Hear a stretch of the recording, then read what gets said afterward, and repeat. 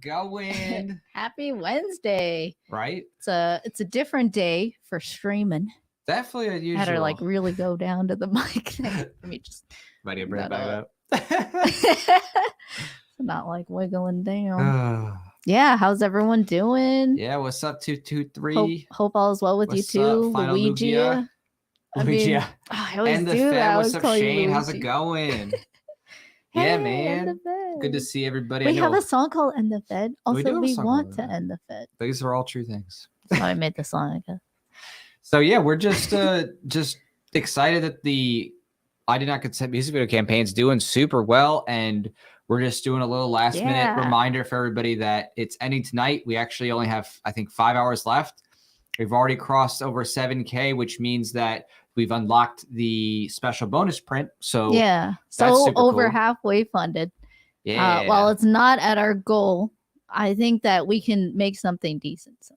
Oh yeah, I mean, definitely with the amount that we've hit, we're able to do studio, we're able to get a professional production crew, we're able to get editing and post. The main thing now that we're really trying to get, and is important as well, like this is why we had the original 14K goal, is that we want to get props and things that we can use physically besides the digital. And of course that costs money. And of course, if we hit the ultimate goal, we want to have actors too who would be able to help stage the scenes and do some cool stuff visually on screen. But again, we're going to already, at this point, we're going to make a great mainstream competitive music video, but we want to take it to the next level, of course, as always. If we can get to that, Tom McDonald level, that'd be pretty nice. But it does take a lot of resources to get to that. We could talk about them if you'd like, or if there's anything specific. In terms of music video itself? Oh, specifically their case. And yeah, music videos in general, but using them as an example of Nova specifically. I mean, we don't have to get into it. It's just a random curiosity. Well, I mean, I would say definitely like the thing that's important, because I get this a lot. People are like, oh, I see people make music videos for less and this. I'm like, dude, like you have no idea how much this costs to actually make something good. You know what I mean? Either you have to get the equipment yourself or you have to get a production company, studio space. If you want to get an actual decent space, as a big green screen, built-in lights and stuff like that, they are charging $100 to $200 an hour in many places. And then, you're talking about the set assistants. You need people to be able to set things up, take things down. You need to have the ability to edit and do post stuff. You have physical pop stuff like that. Like when we did our Disobey, the software for that costs money. It's right. Well, it's to somebody. Whether it's us or it's whether, of course, in this case, it's the company that has to have those things. But, for example, in our Disobey music video, it doesn't look like a lot, but if you watch and look at all the different props and stuff, I mean, we had so many props in the Disobey music video. We had, the pill stuff, we had the giant inflatable ball, we had the Corona costumes, we had all different types of crazy things. We had, the vials, we had the doctor outfits, we had all the shirts for the back cast. I mean, and that was a video where we focused more on the props and the actors instead of the equipment. Like we did get some upgraded equipment, but it's still not to the level of Disobey was our huge, like the hugest cast we've ever had. It's like the only cast we've ever had. Is that not true? Like in terms of having a big cast, yes, but obviously Josiah was in mask order. We've had, you could say, that cameo thing, but in terms of having a big set, a big crew, Disobey for that music video, that took us 3 days. We had to shoot over 3 days. We had 2 different 3 weekends in a row. We did that. Right. Yeah. We had 2 different days of different casts. There was some crossover, but basically different sets of actors and stuff like that for different parts. So I mean, and that was like wild. That was a wild production. And again, it obviously doesn't have the high level of like, oh, you have a really nice red camera, stuff like that. But we did what we could with what we had. But this time we're actually going to start with production crew studio, so it's going to look really sharp from the get-go. But now we just want to see, okay, can we get a little bit of extra that flair and stuff on scene? But no matter what, we're already on a good path. So we just want to thank everybody too for helping us get there and sharing the campaign, supporting us, getting the word out and stuff like that, because it's really incredible that we've even gotten this far for something that is relatively throttled and it's very niche. It's true. It's hard, trying to be. It's getting censored and stuff. We hope that the music is helping though, but I don't know if things have changed and they're getting smarter about like checking comments and stuff. I don't know. In terms of what? Oh, just like flagging a video for review. Oh, I see. Okay, gotcha. I was like, what? I was like, who? They literally have teams dedicated to writing algorithms and Right, programmers and data scientists. Like they have these people that they pay to figure out ways to suss out ideas they don't like. Right.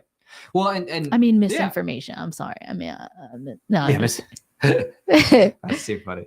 But it's true though. We do face a lot of censorship and throttling, and I don't think a lot of people really understand that, because when we're streaming out and messaging out to people, we're on platforms where it's like near 100,000 people, 30,000 people, 10,000 people, but they algorithmically limit.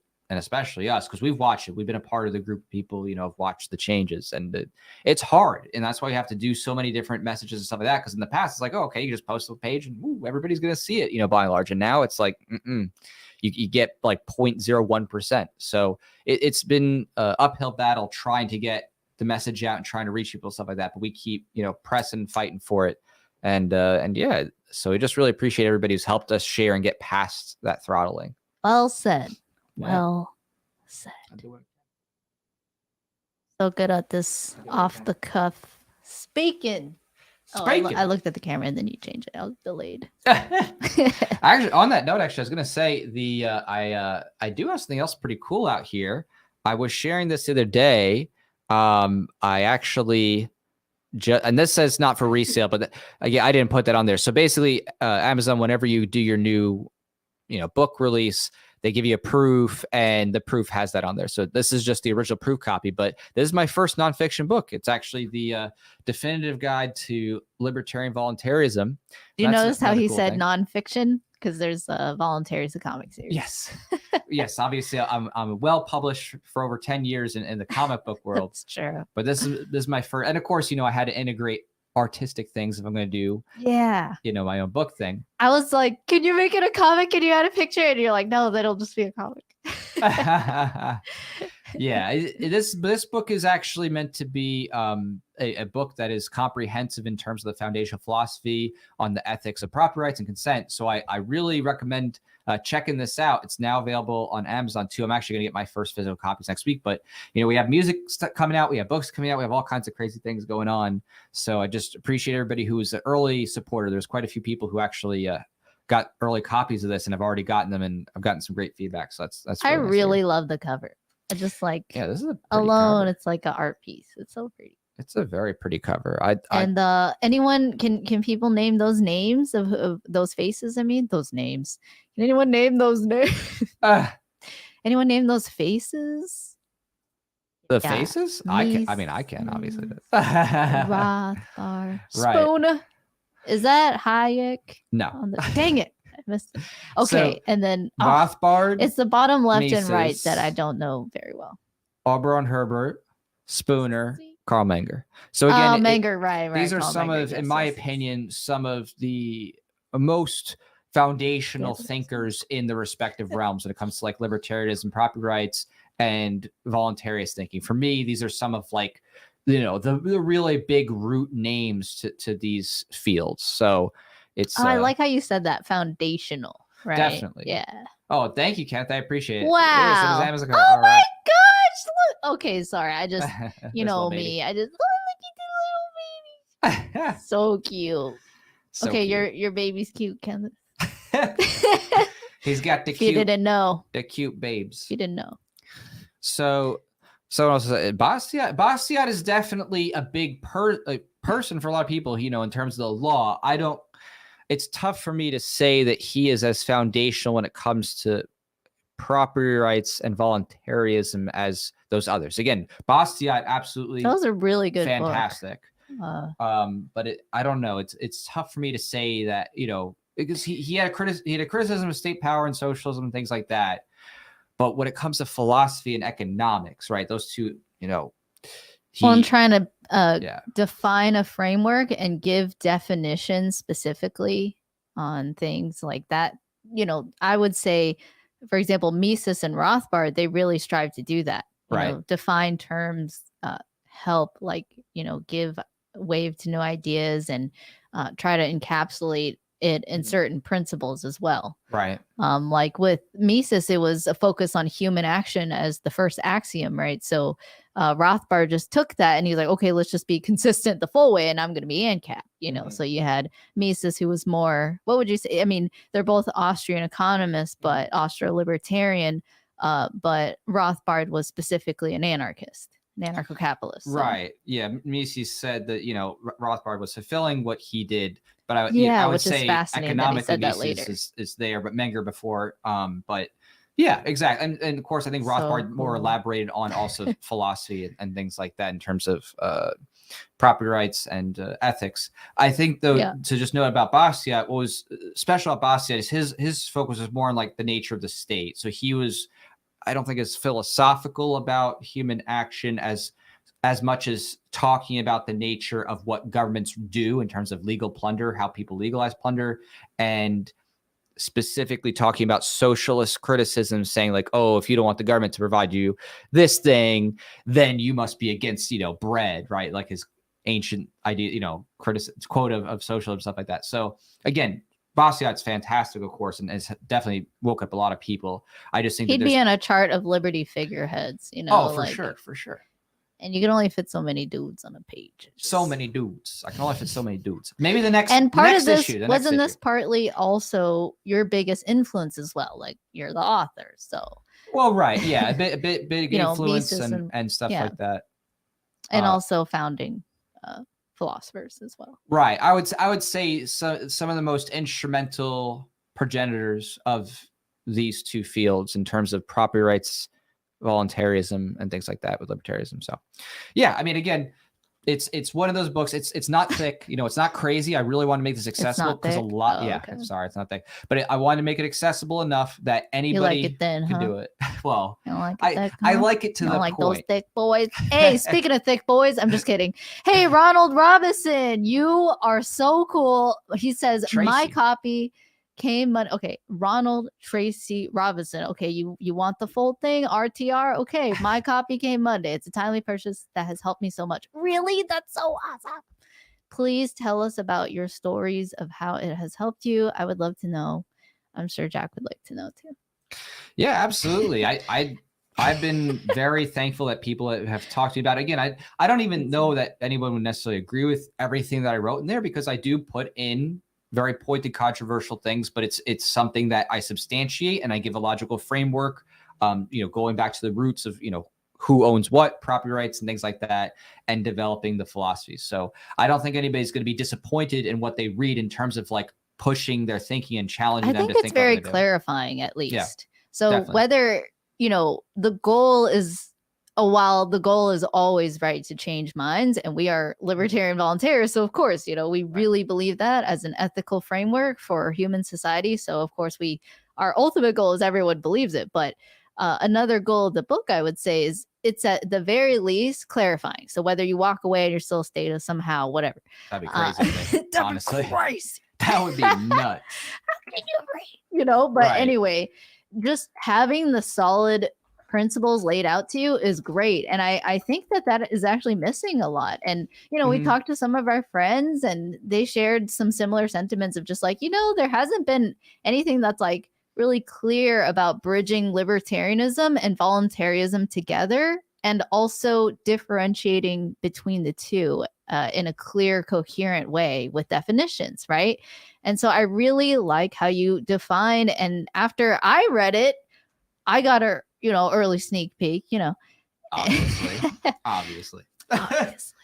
And I really just like, it clarified my thinking. I was like, oh, you know what? Yeah, I actually had been thinking of anarcho-capitalism, libertarianism, and voluntarism just kind of all exchangeably.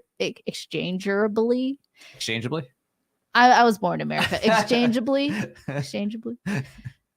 Is that okay? You got it. You're exchangeably? There. Exchangeably so works. Weird. Fungibly. Such a weird word, though, when you think about it, or when you say it. Anyway. Yeah, it works. But yeah, but now I realize, like, oh, it's actually different. So if you want to know, I won't spoil it. Just you'll read it. Even just like, it's so succinct. I love it.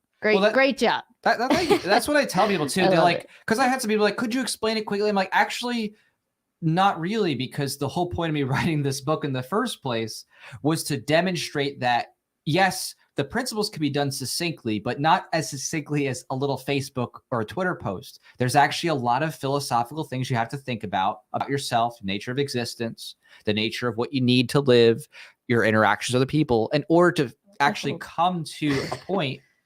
Oh, sorry. Yeah, I'm like hitting your face. To actually come I just want to hold it. Oh, you can. Oh, okay. I thought it was like blocking face. So, you know what I mean? You have to actually have a couple of different discourses before you get to the idea of, oh, okay, and this is why consent ethics and property rights should matter to you and why you should think about them and adopt it, you know, philosophically. There's a few discourses, and it's just the reality. You know, you have to think more deeply than what the media has conditioned people to you know, dwell on, where it's just sound bites So and deep. Headlines, right? You have to, and again, I tried to cut the lean. I really did. I really tried to get it as lean as possible to where you read it and it's like, boom, okay, I get this, I understand it, and it's relatable, and you can really think about it with yourself right away. Like I wanted to make sure that the writing and the prose and stuff like that is something that is accessible, and you're not gonna be like, oh my God, this is like a 600-page treatise and on every single thing. It's like, no, yeah, actually, what you need to know.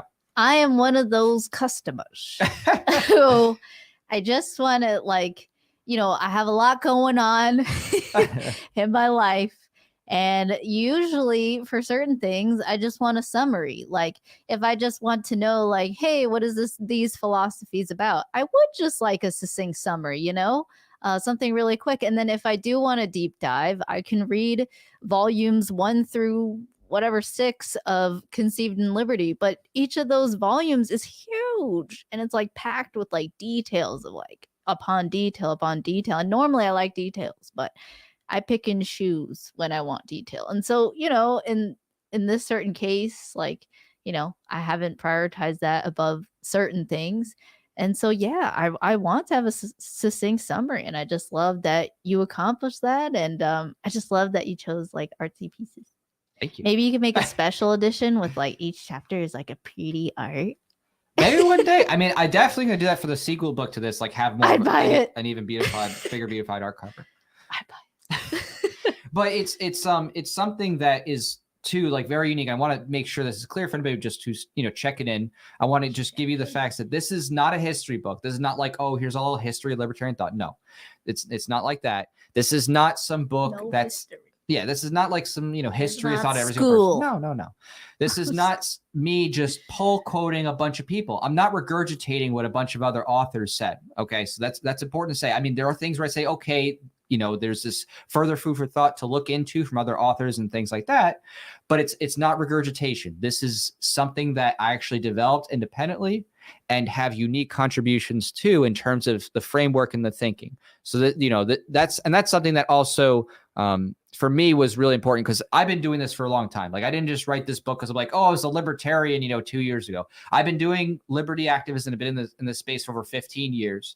I've literally been to all different types of, you know, you could say seminars. You have pictures of Tom from like 10 years ago. Yes, I've literally had Tom's like, lectures from like, over 10 years ago. So like, you have like a picture with him every year. He's just like, who is this person that keeps showing up in my life? Right. So, you know, I have that history. I have that network connection. I've, you know, done law school, things like that. I have a cross-discipline understanding of this stuff, and in a way where I could see possible ways to reframe it or improve it, including even I actually saw Walter Block's evictionism first speech at Ron Paul Fest at the Paul Fest in 2012. Ooh, cool. So, that's history. Right. I've been a part of those histories, like watching, listening, learning from, again, great thinkers, like, of course, Walter Block, Tom Woods, Mises Rothbard, and so on and so forth. So I've been, you know, I wasn't live for Mises and Rothbard. Obviously, they were dead before I was live, or dead before I could see them, I should say. But yes, you know what I mean? So I didn't want to just do something willy-nilly. Let me just, you know, let me. Yeah, I wish I could have met them. It is, nice. You know, you learn about these people. It's like, you look them up and you're like, what, they're dead? John Taylor Gatto, another person passed. I found out about after he died. I'm like, no, XXXTentacion. Okay, random. Who knows? Okay, whatever. That's a musician. Learned about him after he died. I'm like, oh my God. Yes, well, exactly. It's tough to deal with the fact that sometimes you have to appreciate someone and it's already too late. They've already passed. You know what I mean? You're just like, oh, that's things that, you know. And all you have is their work product, right? Like, did they write a book? Did they make a product? Did they whatever? Did they have kids? Right. What's your legacy? And certainly, as every year passes and young pho becomes old pho, or middle-aged pho, you could say. Young pho. I guess before there's young and then like middle-aged, right? And then old. Okay. It so could getting there. There's also baby. Okay, well, before young. But yeah, so what about baby? What were you talking about? I got distracted by what you were writing. There was like 20 things going on all of a sudden. What 20 things? So young, yeah. So anyway, as each year passes, thank you. I'm just kidding. I reminded myself, and I just think about like what kind of legacy do I want to lead and leave behind, and yeah. So I think this is part of it, and I wonder what you guys think. But we live in this very interesting time, as I've said many times before, about just technology. This point in time, the world has never been so connected. Like the fact that some of you maybe in other parts of the world besides the United States is really cool, and we have the technology to literally just bring anyone on the camera right now. We could just invite you and you just come on if you have a camera. It's pretty incredible, and I really want to just take advantage of that as much as possible. And while I see all the horrible things in the world, and every day it's almost like there's another law that's being passed to steal more from you, or take your body and property rights away from you more, or whatever, and infringe on them. That's a funny picture. I still just want to keep positive, because I don't want them to win. I don't want them to just let somebody just be so demoralized. And that's part of the goal. Part of taking over is demoralization of somebody, right? Of a nation. Who is that? What was the name of that guy? Yuri Berezmanov. The Russian defector from the he was on a Call of Duty intro. Was it Call of Duty? Oh my god. Wait, was it a game that was released to China that cut it out, or? Yeah. I'm seeing Bethsaida. Someone who has more gaming knowledge has to come in on that one, because I'm not. But that guy. Yeah. So he talks about like the different stages of taking over a nation according to the Soviet Union, and he was like a top official and propaganda. So it's anyway, it's fascinating. You should definitely look into that separately. But I don't want to be demoralized, and I strive for self-knowledge. Yuri Bezmenov. Oh, I did kind of say it. Thanks, Lucas. That's pretty good. I got what you're saying. That was good. Forgot the name. Oh, Black Ops. Isn't that Call of Duty? Call of Duty is one of the editions. Yeah. Yeah. Hey, my memory is not. I'm getting middle aged. I still got my memory. But yeah. So anyway, hope you guys just try to find ways to stay positive in this crazy world, and just find solace in the fact that we're all here together. Look at the Freedom Convoy.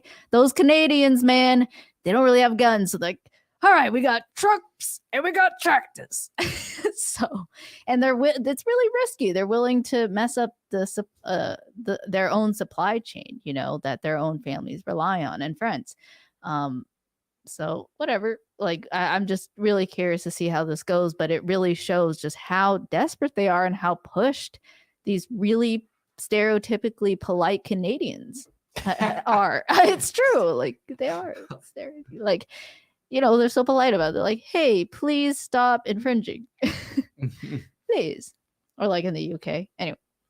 But yeah, so I hope that we can just all come together and realize, like, you're not alone, and we can do this. And exactly, there's more and more anarchists and volunteers every day. Reaver. Okay, it's slow, but it's wrong. Exactly, I agree. And you, Jack, have been in the movement so much longer than me. I mean, I was talking about like you have photos of Tom Woods, of Walter Block for like 10 Very years young. ago, Ron Paul, Yeah. you know, Paul 10 years. Fest. It's pretty incredible. And Yeah. a lot of those people you met at Paul Fest, for example, or way back in the day, you're still connected to, and they're still doing stuff for liberty. And they're some of the most principled volunteers that I've met. Like, you know, Carrie Wedler is one of them, right? Mhm. Like it's Danilo, he's one of them. Danilo Coelho. Yeah, he's really cool. And so yeah, a lot of people. But yeah. Yeah. No, it's something that is encouraging. Just my thoughts. And that's the thing is when it comes to tyranny, I think a lot of people forget this fact that when the governments of the world start to clamp down and they start to push back on people's freedom, there's a tipping point. Okay. Yeah. It's not like they're going to just be like, oh yeah, you know, everybody just go along with it. And not every single person's brainwashed, and people have tipping points. They have lines in the sand. Unfortunately, some people's lines in the sand are a little too far out, but whatever. Yeah. They're being crossed. That's what matters. Like polite Canadians. Right. Like the Canadians. What matters is they're being crossed and people are saying enough is enough. And this is our opportunity. And I say our as in you also watching, of those of you who are of the libertarian voluntarist mindset. It's our opportunity to tell these people, hey, you're tired of this. We need to change this in a sustainable way.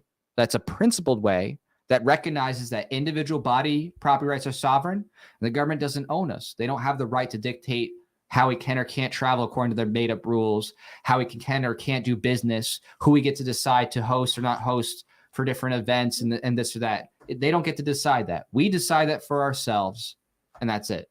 You know, we have autonomy over our body and our property, and that's how it's going to go. Definitely. Well said. So, oh wow, thank you for ripping music. That's fine. Yeah. So Patriot Palace says just hit you up in Indiegogo, but here's a few extra bucks for ripping some music. It's okay. We literally want our music to get out there. So we don't believe in IP. Right. We don't, not in that way. So yeah, please, if you like our song, you can rip it, put it in the car. We don't care. We try to make it as easy as possible for people to enjoy it and also to boost the metrics. Cause we'd like to see the music videos and stuff like that get up there because we want people in the mainstream to catch on. If it goes viral, we want other people to see it. We want, on YouTube and SoundCloud. So again, if you're a bit, that's fine. Give it an upvote on YouTube. Give it a heart react on SoundCloud or whatever. It's all good. We don't care. We're not like that. I'm a SoundCloud rapper, you could say, because I'm not on Spotify. Right. Yeah. The goal is to get the message out there first and foremost. We appreciate anything that people do to help. There's all kinds of ANCAP music on Spotify. That's so true. They don't censor. You can find anything on SoundCloud. I mean, for better or for worse, right? It's like, Wild Wild West will be here, but it's called freedom. Okay, I'd rather be in the Wild Wild West than the statist East. Okay, I don't know why I got on rant. Okay, I do. Where's the East? Because I wanted to. What's the East? Oh, the East, like traditionally, like the Northeast states. They're so horrible. They're so statist. So, someone said, come to Childerberg. I'm trying to remember. It sounds familiar. You mean Bilderberg, but not? Well, like yeah, an event? Clearly a play on the word Bilderberg. I've heard of that. For those who don't know, Bilderberg is a meeting of by and large, some of the most influential people trying to talk about how they can dictate world policy. It happens every year, different places around the world. There's some people who are not in the in-group who are invited tangentially to try to bring them in, but, it's not as, intimate. As a Epstein experience, if you know what I mean. They, yeah. That's their inception before they really, do some blood sacrifices or whatever. Yeah. So I don't. Yeah, where's Childerberg? I forgot where it is. Thank you, Vake. But thank you. Your that picture of that art piece makes me want to think about it. Oh, May 28th, 30th. Is that organized by Float by chance? Yeah, I thought it was Float's Float Fest. There's so many fests. They have Float now. Fest coming up. That's true. It's so cool. That's also coming up. It's so cool. It is very cool. Texas. Yeah. There's so many events around there, and also Ron Paul's there, but then Tom Woods here, and our friends Alex and Mark is here, Erica, Nick. I mean, it's just it's hard. It's just come to Florida. I know, right? We'll visit Texas. We're going to. It's just, and what sucks is that can you do a private plane to Texas? I know you can't go very far because it's super, super expensive. But man, can we just have Uber Air? Come on. I mean, you don't have to call it Uber. Yeah. What was that? The FAA shut it down. There was like a kind of Uber. I know for you told air. me about it. I'm so mad. I know. But you should tell them about it. Well, yeah. Well, everybody should know that. Yeah, it was going to be a thing. There was going to be an Uber for like smaller aircraft, so people could actually get onto more affordable small flights. Fly more locally, kind of thing. But FAA shut it down. So unfortunately, we don't have cool, affordable small commercial flights. Yeah, I mean, how cool would that be if like, some private pilot, and there are many of them, sometimes retired commercial pilots, they want to keep maybe their license up, or they just want to keep practicing even though they're retired. That's such a huge market opportunity and a win-win for both sides. Like the pilots who want to keep practicing and make some money from that, and the folks who don't want to be harangued and go through the TSA and actually have a workaround from the literal, now I would say, complete monopoly of the commercial airline industry. And I can't bring myself to go and subject myself to hours of literal humiliation, muzzling, shame for just taking it off to breathe through my nose, not being able to sleep with my mask off on a plane, and being told like, oh, if you here on the telecom, the Orwellian telecom, if you fall asleep with your mask, we'll wake you up. Like they sound like that for some reason. I don't know why. Why do they sound like that? It's so Orwellian. And like I can't do it. And the TSA, that was like the last straw, right? You just like, okay, fine, just the TSA, right? Okay, fine, just 30 minutes. Get through the line, right? Get through the line. Whatever, and don't go through the X-ray thing and have your insides fries. Just get felt up and molested, whatever, and then just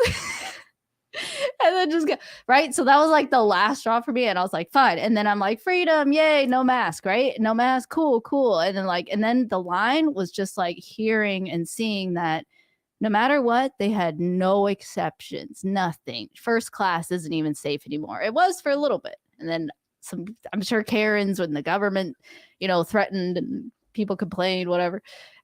And, and they changed it. And so I can't do it. When even like a flight that's, let's say, an hour or two, you're going to add on 1 to 2 hours before and after to depart and to arrive and get your luggage and stuff. It's like, I can't do it. I'm not ever going to subject myself until it changes, and I'm only going private. Like, there's no way. I can't do it.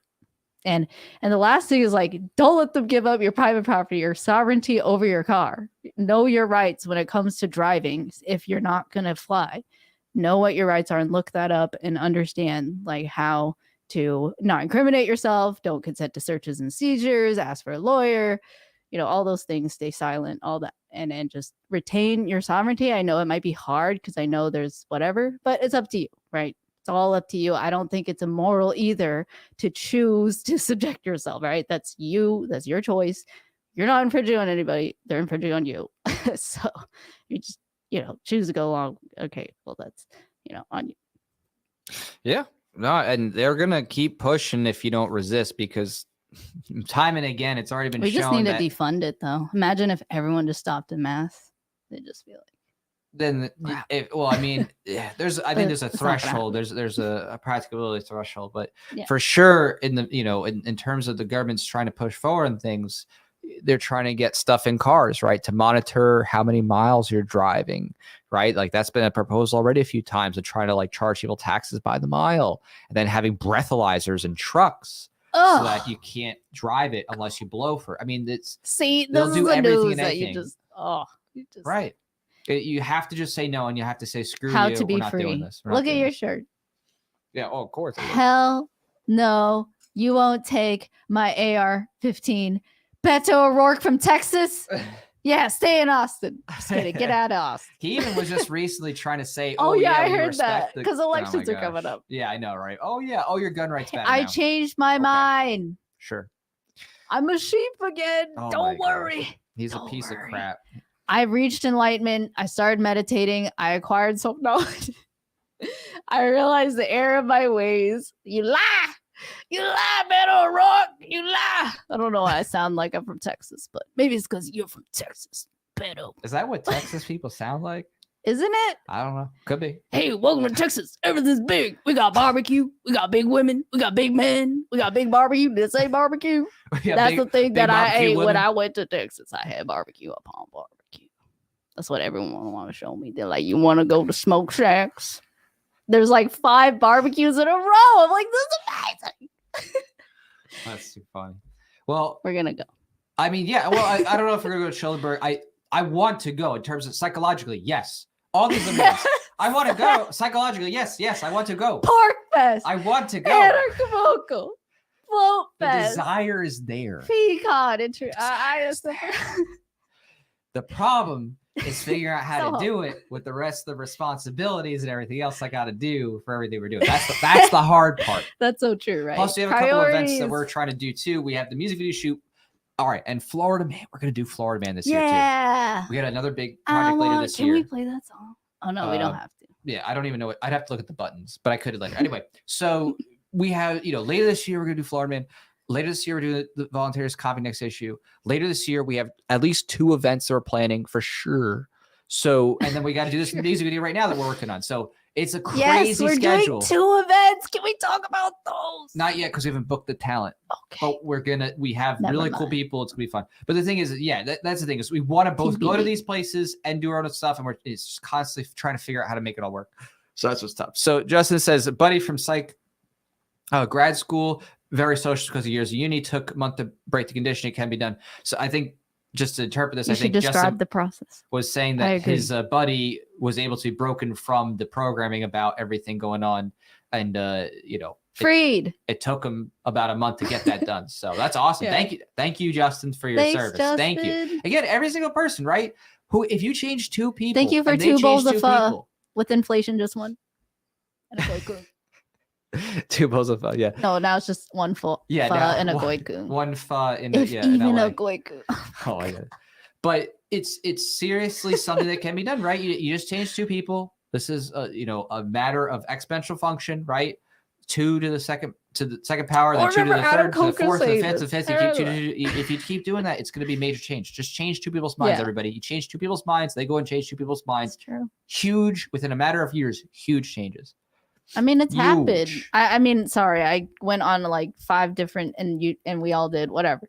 And thanks for all the chats, by the way. Hey, Lily and Mark Maresca, we'll see you soon. Thank you so much. Big hugs, and we'll do that in real life.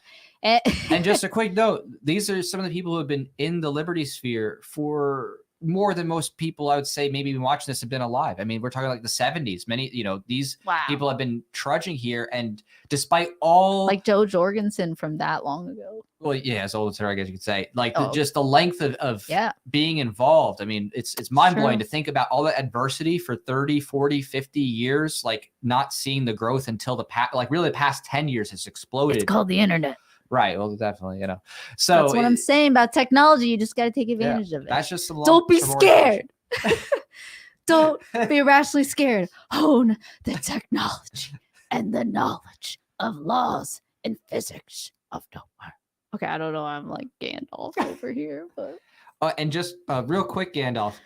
Another thing too, another event, right? This again, we're the party at Tom Woods' house in April, so we're going to be doing the Tom Woods thingamajig too. So we're going to be hanging out there. Thingamajig, we should call it that. The Tom Woods. Hey, you're going to the Tom Woods thingamajig?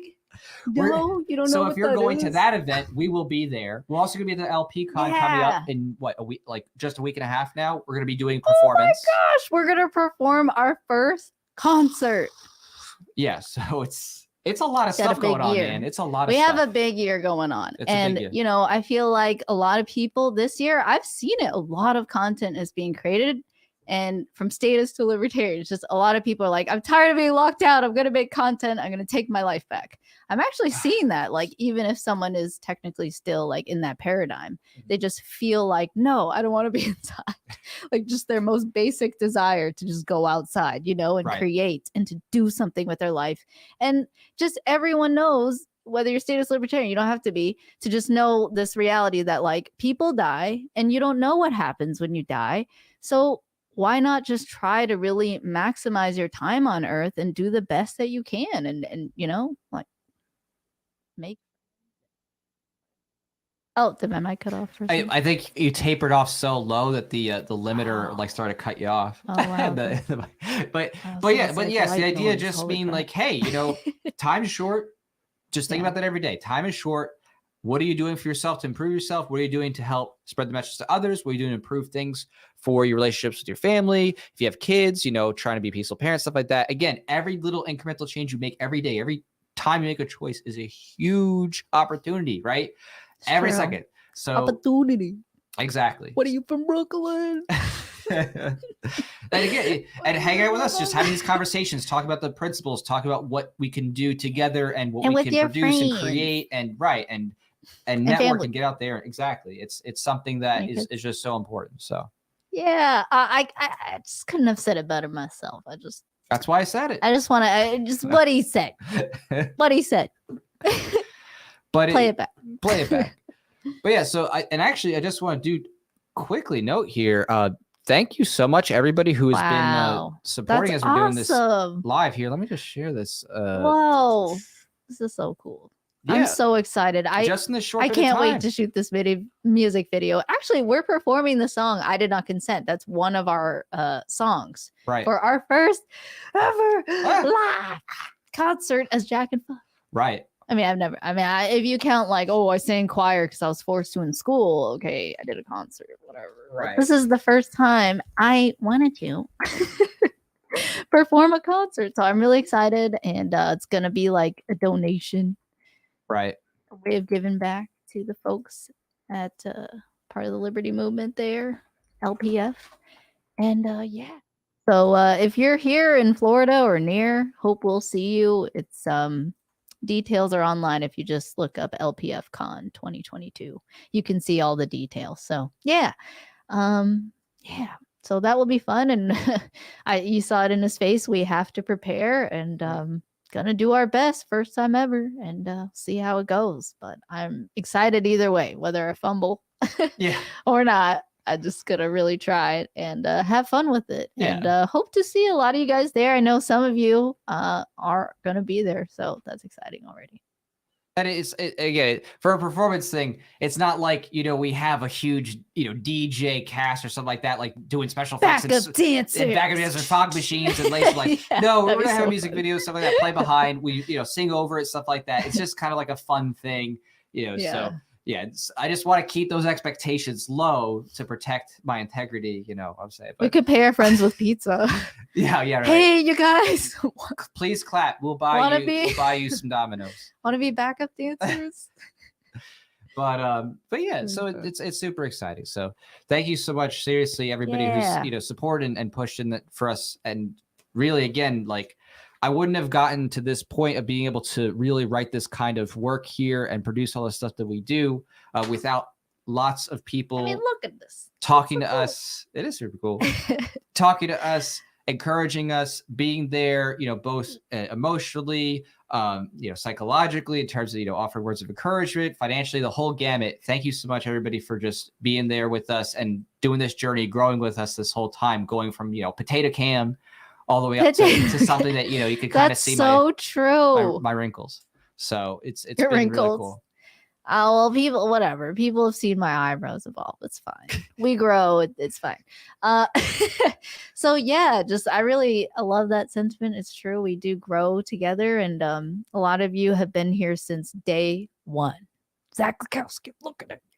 But there's others, you know, that have been there since day one. It's pretty incredible. And just so thankful for it's just so beautiful. It's just more beautiful than I could ever imagine. Just all the people I've met since I started doing the philosopher stuff. So yeah, and thanks, Jack, for being by my side the whole time and my mentor and partner. I do what I can. What can I say? Hey, it's Valentine's Day week. We had to be a little cheesy. A little cheesy. Yes. Nah, I'm just kidding. Always be cheesy. So we're gonna, you know, obviously be heading out here in just a moment. But again, we're excited to see everybody who we can this upcoming event here in just about a week and a half. And just stay tuned with us. We're going to be sharing behind the scenes from the campaign. Again, if you support the campaign, even if you just do like, you know, 5 smackers to use the Tomboys rhetoric. It's worth it just to see the behind the scenes stuff, because that's gonna be cool, right? You want to get some cool behind the scenes video and just see how it goes and stuff like that. It's a lot of fun. A lot of people really appreciated the Disobey behind the scenes because it was kind of funny too. There's some funny footage there. That was fun. It was hilarious. So again, just get on in, check it out, see what we do. I think you're gonna be encouraged, inspired, and we're just doing our little, part among many different people, providing all different types of ways to think outside the state. Because that's what it boils down to, is we want people to think outside the state and improve their ethical thinking with everything they do. So all right, thanks. Oh yeah, Toy Story was great. Well, thanks so much for this ad hoc hang on a Wednesday. Hope you guys have a great West and a West. Just kidding. Great rest of the week, and we'll see you on